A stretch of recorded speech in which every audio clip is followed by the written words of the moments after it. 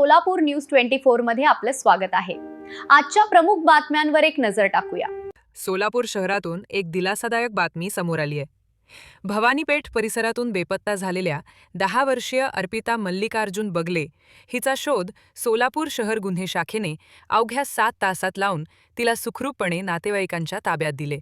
अर्पिता ही मूळची दक्षिण सोलापूर तालुक्यातील मारकवठे येथील रहिवासी असून ती सोलापुरातील तिचे नातेवाईक शुभम रेवणसिद्ध बिरादार यांच्याकडे राहण्यासाठी आली होती।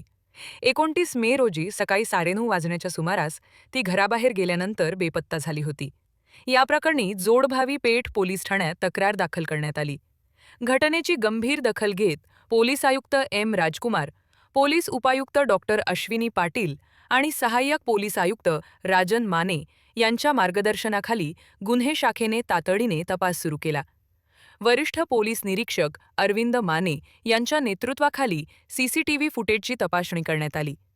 तपासादरम्यान अर्पिता कुंभार वेस मारुती टिळक चौक मार्गे अश्विनी हॉस्पिटलकडे गेल्याचे निष्पन्न झाले।